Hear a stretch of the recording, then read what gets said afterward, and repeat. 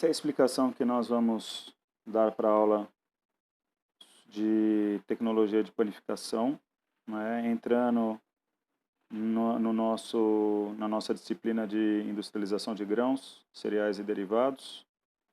O nosso roteiro vai passar por uma definição do que é pão, a sua classificação, composição e os métodos utilizados para panificação. Primeiramente, a gente tem que entender que o pão, né, ele tem uma legislação específica, né, do qual ele é submetido.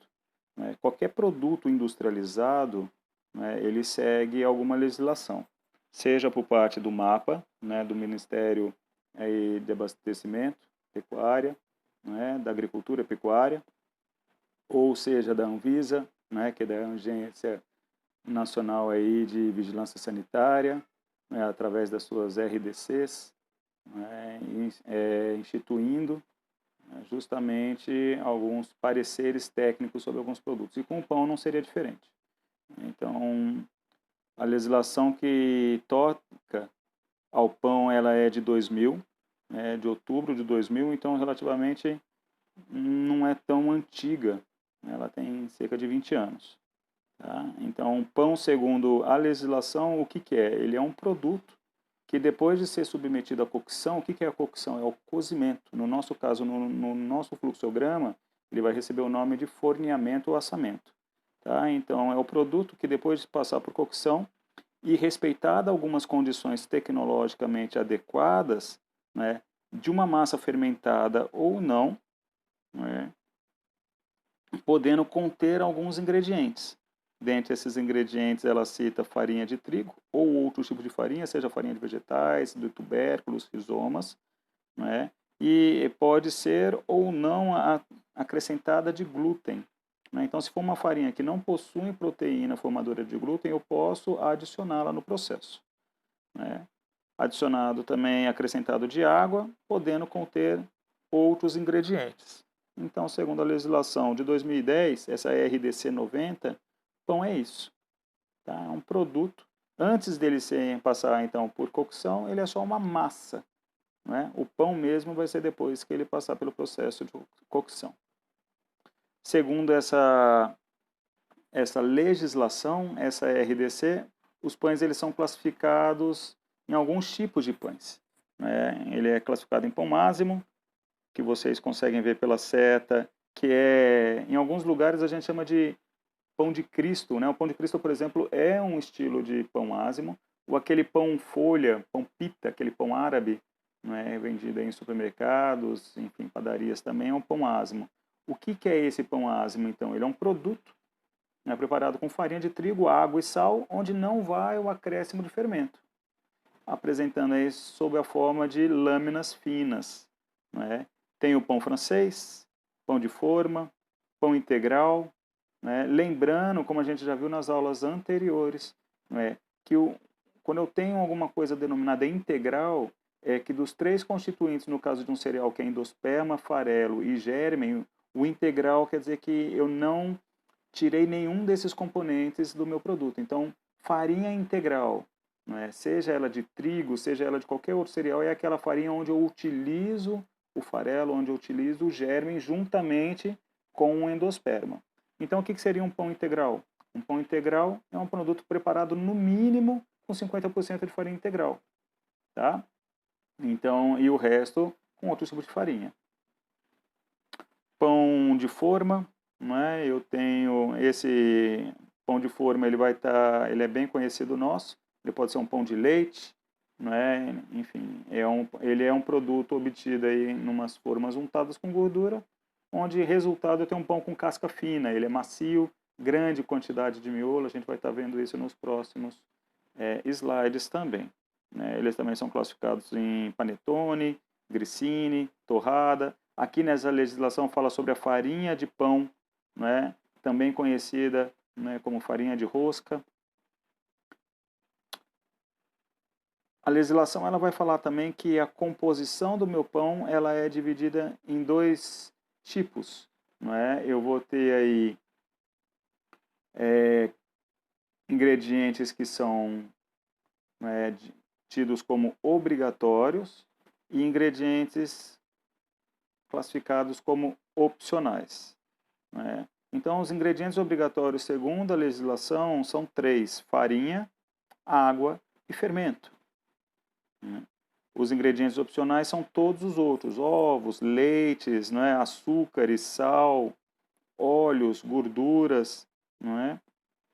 É importante que esses outros produtos não descaracterizem o meu produto, que a quantidade desses meus outros itens, outros ingredientes, não descaracterizem o meu pão.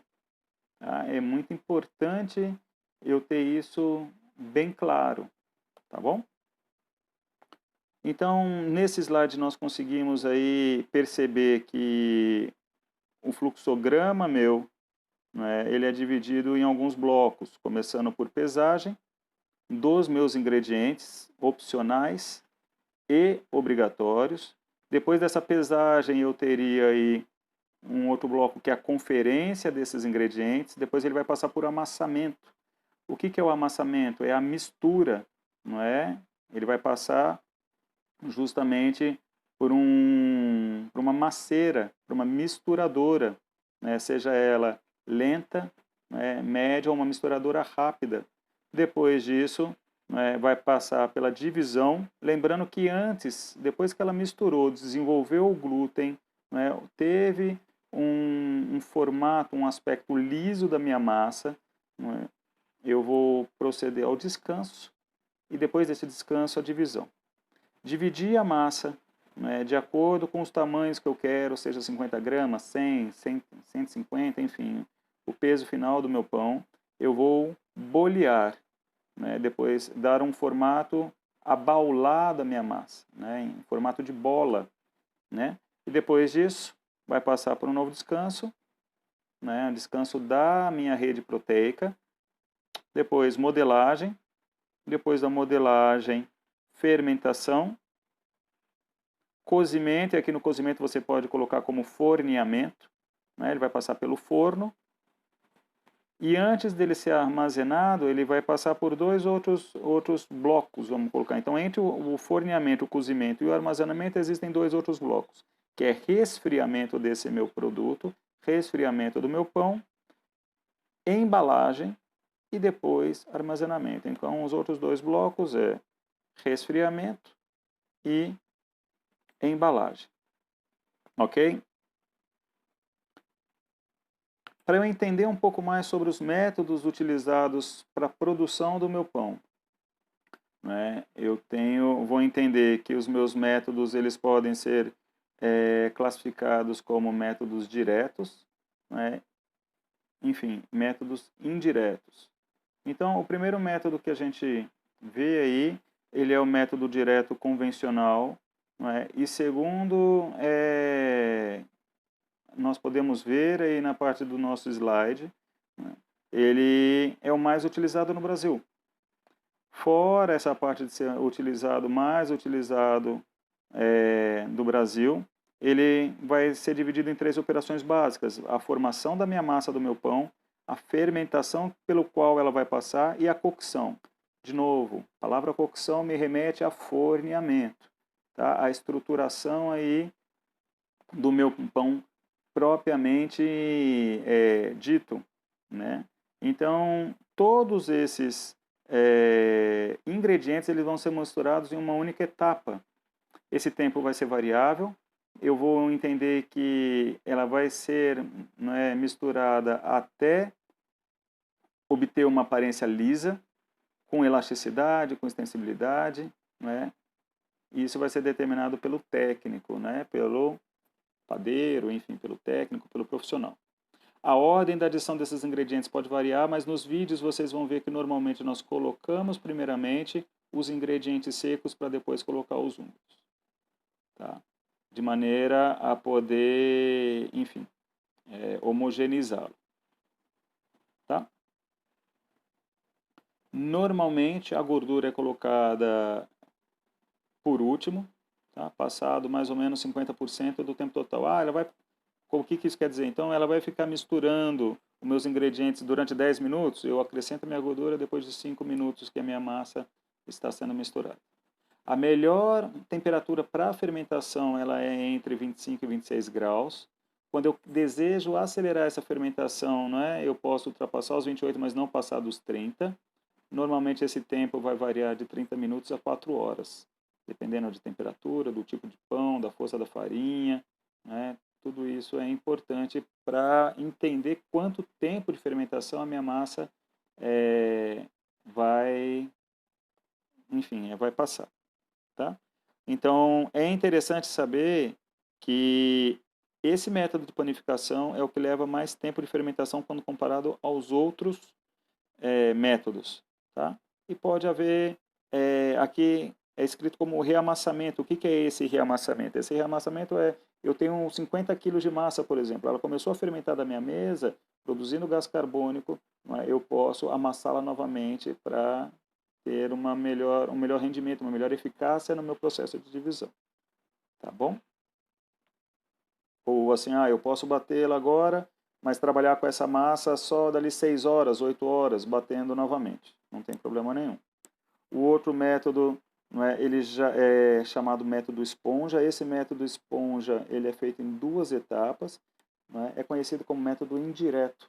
Então, esse método ele vai estar fazendo como? Primeiramente, eu vou estar fazendo um pré-fermento, que é a minha esponja.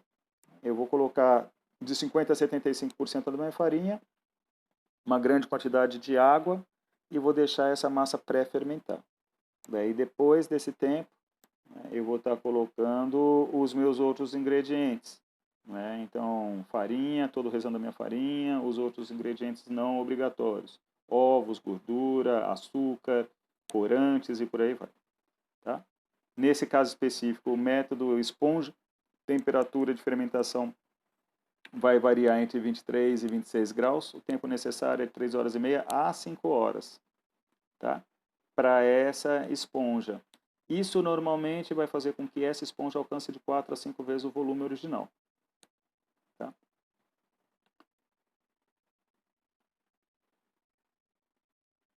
O que eu posso também falar é que a esponja, as vantagens que a esponja, o método esponja, o método indireto, ele tem relacionado ao método direto. Ele utiliza menos levedura, cerca de 20% menos do que o método direto. O pão ele desenvolve mais aroma e mais sabor. Ele é um método muito mais flexível, porque esse método de esponja ele pode ser prolongado. Então, é interessante entender, realmente, por exemplo, quais são as características que eu quero desenvolver no meu pão. E, por exemplo, um exemplo clássico de um pão que utiliza o método de esponja é o panetone, por exemplo, a Colomba Pascal. Ela utiliza o método indireto. Depois disso, eu tenho, dentro desse meu método, esse aqui é um outro método, ele é um método direto, ele vai estar sendo utilizado muito menos tempo, ele é chamado método rápido, então ele é o processo que menos gasta tempo. Normalmente eu utilizo misturador, maceiras de alta velocidade. Esse tempo de fermentação, ele é muito menor. Então o tempo de mistura também não ultrapassa normalmente os 5 minutos. Ele é tempo suficiente para desenvolver o glúten. Tá? A fermentação maior ela é eliminada, vocês vão ver no último slide como esse método direto, rápido, chamado Shawleywood, ele é o mais rápido de todos eles. Tá? Normalmente eu tenho uma maior quantidade de água quando eu quero desenvolver um produto com utilizando esse método. Tá? Utilizo água gelada para que não tenha problema na minha fermentação. E eu tenho, normalmente, as vantagens maiores desse processo é que eu tenho redução no tempo aí de 60% a 70%, tá? O método direto lento, que a gente vai estar vendo lá no último slide, redução do meu espaço, pois eu não preciso de câmara de fermentação, ele é muito rápido, porque o tempo de fermentação dele é curto. Tá? melhor condição aí de controle de condições higiênicas e sanitárias, porque eu manuseio menos a massa. A maior desvantagem desse método é justamente que eu preciso de um equipamento especial, né? Justamente para não ter afetado as características quando comparada com o método lento. Ok? Aqui a gente tem, então, muito importante esse infográfico, porque ele mostra justamente, como vocês podem ver, os 4 tipos. Eu tenho o método contínuo, não é? Eu tenho o método esponja, que é o primeiro do lado esquerdo, que vocês podem ver, e depois os métodos direto, com macera lenta e macera rápida. Esse método macera rápida direto que vocês estão vendo aqui é o Shirley Wood. Então vocês podem ver do lado esquerdo, não é, que existe uma escala de 1 a 7 e escrito em horas. Então, se vocês projetarem isso em cima das figuras que estão do lado direito, é o tempo de horas que pode durar o processamento de um pão. Então, o método esponja, o método indireto, ele vai demorar quase 7 horas. Olha a quantidade, a esponja ela leva mais de quase 4 horas aí, né, para poder desenvolver esse processo. Vocês podem ver que a mistura, né, em todos os casos, ela tem mais ou menos o tempo relativamente igual. Eu tenho aí, né, o descanso, que ele é retirado em alguns processos. Né, por exemplo, o método direto, né, com a macera lenta, que vocês já devem ter visto no vídeo que eu coloquei para vocês no portal. Né? Nesse método lento eu não tenho, por exemplo, o descanso da minha massa. Ela é mistura dos ingredientes, fermentação, depois já procede a modelagem, fermentação final e forno.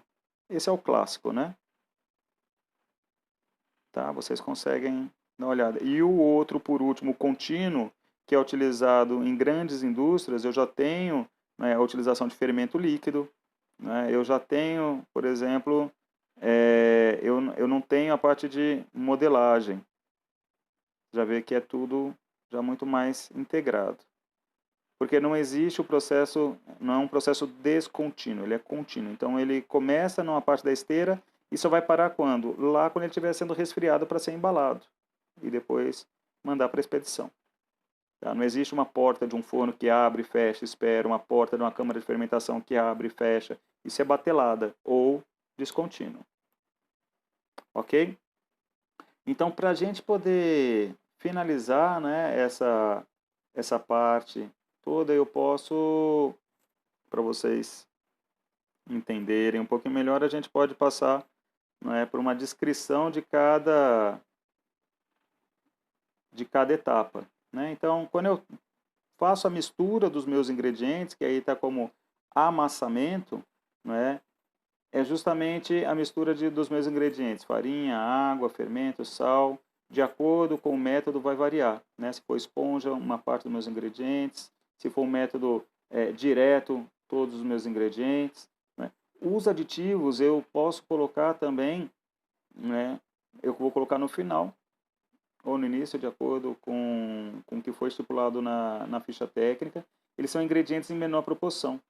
Né? Então, eles produzem um efeito significativo. Né? Esses compostos eles são utilizados, são chamados como coadjuvantes tecnológicos. Então, os aditivos são chamados como coadjuvantes de tecnologia. Para quê? Melhorar a qualidade do pão em vários aspectos. Né? Dentre eles, aspectos nutricionais, sensoriais, volume, cor, maciez, vida de prateleira. Então sempre tenham isso em mente. O aditivo, a química que é utilizada em qualquer produto, ele entra como coadjuvante de tecnologia. Qual a função? Melhorar a qualidade.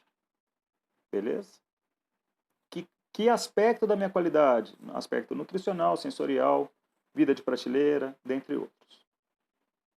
Na maceira convencional ou na rápida, como a gente tinha dito, né, essa mistura ela vai acontecer até em que momento? Até eu desenvolver a minha rede de glúten.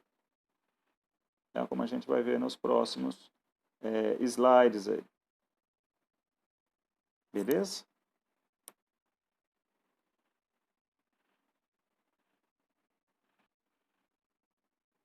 Bom, esse slide é o slide 10, a gente estava naquele slide 8.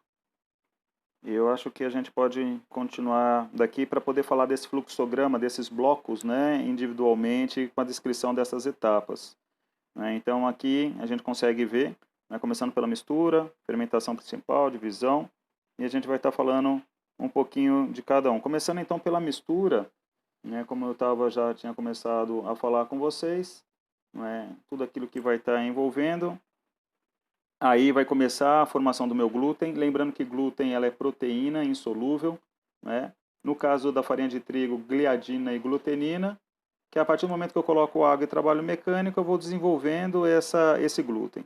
Como é que eu consigo visualizar esse desenvolvimento do meu glúten? Através desse teste de Veil.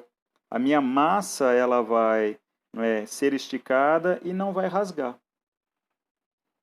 Tudo bem?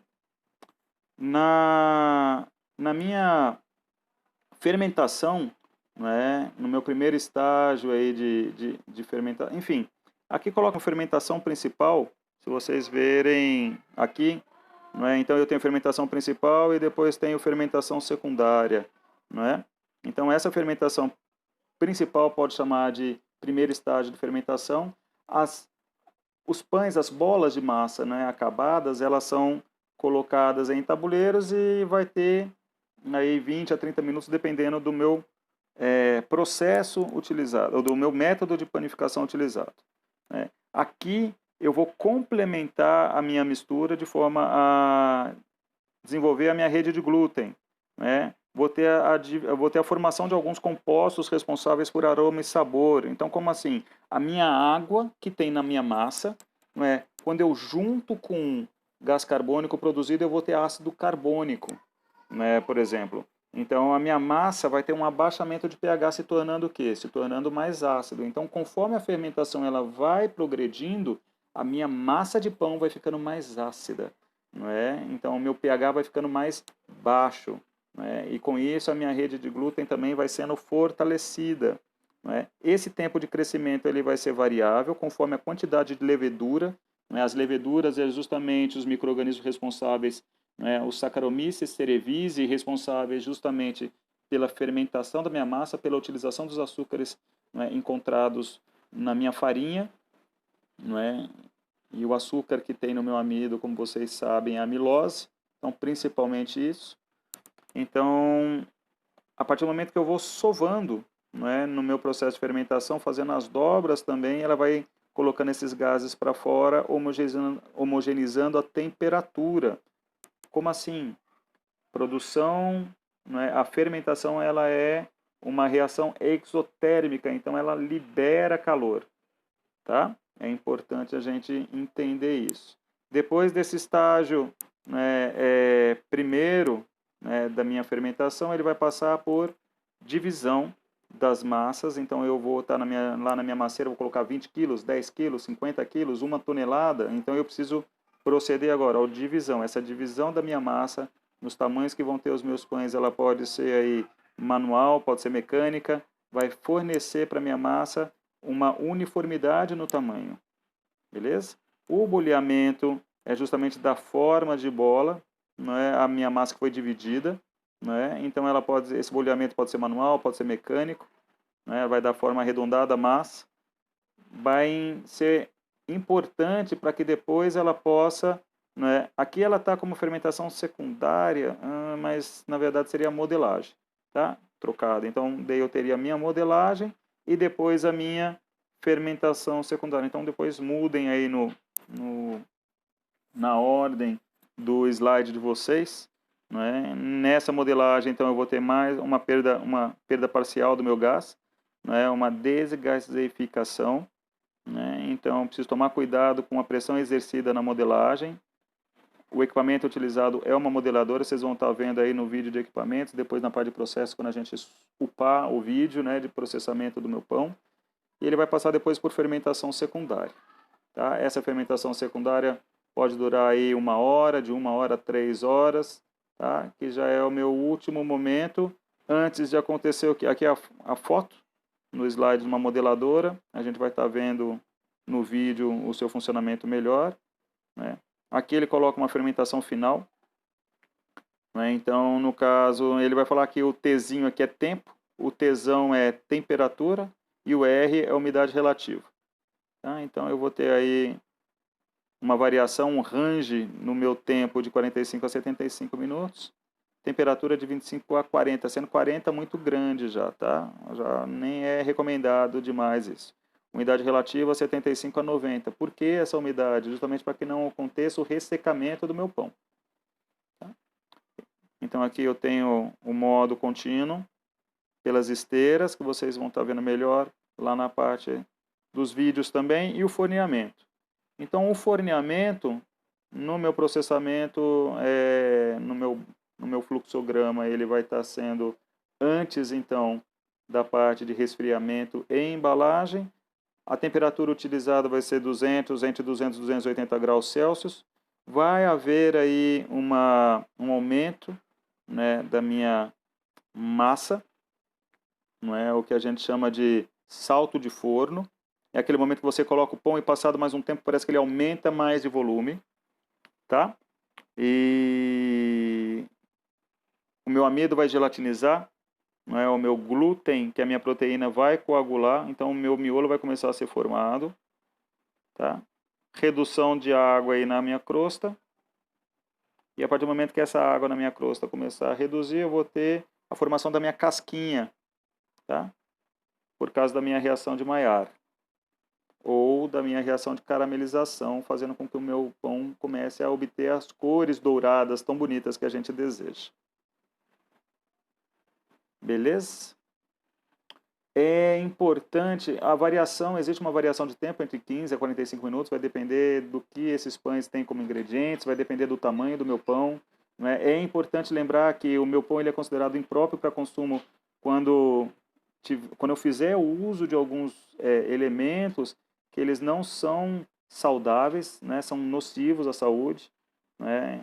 Quando ele estiver contaminado aí por germes patogênicos, como coliforme, por isso que é importante a minha água que eu utilizo lá atrás, não é, ser livre de coliformes totais, não é, apresentar aí características sensoriais normais aí, beleza? Nesse ponto ele vai ser próprio para consumo.